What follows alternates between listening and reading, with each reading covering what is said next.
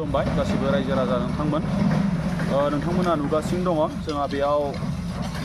सेंग्रे बिल्डिंनि खामानि जाबाय थादों बे जायगाया जाहैबाय आंग्रिखुसि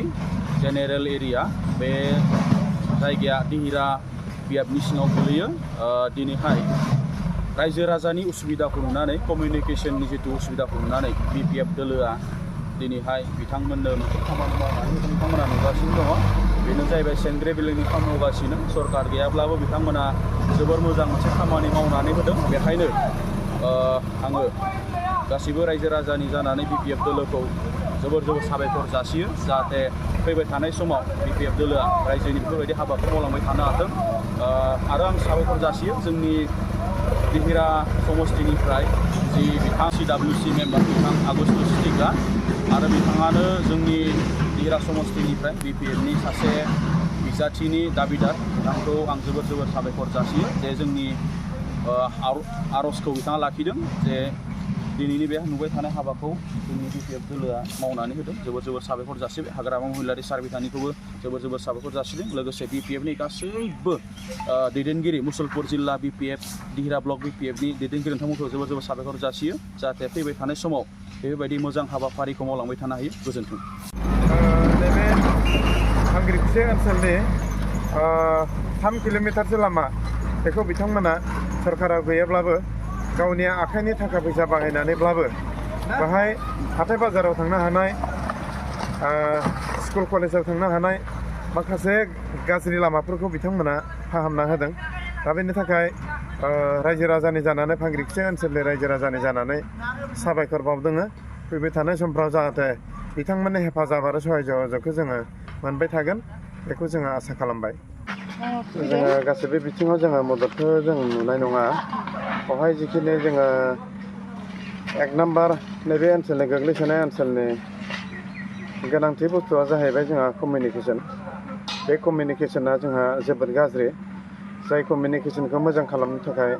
माखासे सम होदावरि जोङो आन्दलनबो खालामबोबाय दा आन्दलन खालामबोनायनि बिनिमयाव जोंबो सानदोंमोन जोंनि साननाय बायदिहाय जा मोनसे सुक्ति खालामबाय दा बे सुक्ति खालामखांनायनि उनावहाय जोंहा सरकाराबो दाबाय दा बिनि उनावहाय जोङो सानदोंमोन जे नैबे ओनसोलनि माखासे जेंना लामा सामानि जेंना लोंनाय दैनि जेंना गासैबो जेंनाया सुस्रांजासिगोन नामा जों बेखौ सानदोंमोन खिन्थु दिनैनि थारिखआव नुबाय बेफोर गासै गोनां जेंनाफोरखौ जोङो टाच खालामनायखौबो दाबो मोजाङै नुवाखै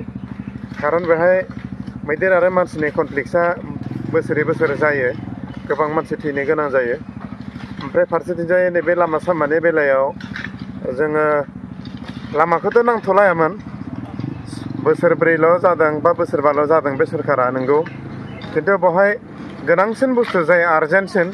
फरायसालियाव थांलाय फैलाय खालामनाय स्कुल कलेज हाथाय बाजार थांलाय फैलाय खालामनाय दा बेनि थाखाय जोंनो माखासे कमिउनिकेशननि प्रयजन जायो दा बेवहाय जोङो मोनसेबो कमिउनिकेशननि खामानि मावनाय जों नुनो मोनाखै दा खामानि मावनायखौ नुवाखैब्ला सिगांनि समाव मावनो आद्रा थालांनाय जिखिनि खामानिखौ मावनो हास्लाबाखैमोन बेखौ जाय सरकारा मावनो हास्लाबाखैमोन दा बेखिनि माखासे खामानि दामानिफोरखौ मावनो हायैनि थाखायनो जोङो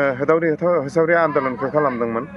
फरायसा आफादजों गोबां सम हेफाजाब होनानै जोङो आन्दलनखौ खालामबोदोंमोन नाथाय जोङो जेबो समस्या समाधान जायाखै दा दिनैहाय गोबां बुंसेयावबो गोबां मेम'रेन्डाम होसेयावबो जेबो जायैलाय जोङो सरकाराव गैयाब्लाबो बिपिएफ दोलोखौनो जोङो लोगो मोनबाय थानाय हिसाबै जायगायावनो गोबां दैदेनगिरि थानाय हिसाबै जों बिथांमोनखौ एसे बुंफिनबाय आर'ज खालामनाय लोगो लोगो बिथांमोना बेखिनि हाबाफारिखौ इनिसियेटिभ लाबाय बिथांमोना लामा सामानि बेब'स्थाखौ बिथांमोना बानायना होनो थाखाय 3 किल'मिटारसो लामा बेखौ बिथांमोना सरकारा गैयाब्लाबो गावनि आखाइनि थाखा फैसा बाहायनानैब्लाबो बाहाय हाथाय बाजाराव थांनो हानाय स्कुल कलेजाव थांनो हानाय माखासे गाज्रि लामाफोरखौ बिथांमोना फाहामना होदों दा बेनि थाखाय रायजो राजानि जानानै आंग्रिखुसि ओनसोलनि रायजो राजानि जानानै साबायखर बावदों फैबाय थानाय समफ्राव जाहाथे बिथांमोननि हेफाजाब आरो सहयोगखौ जोङो मोनबाय थागोन बेखौ जोङो आसा खालामबाय।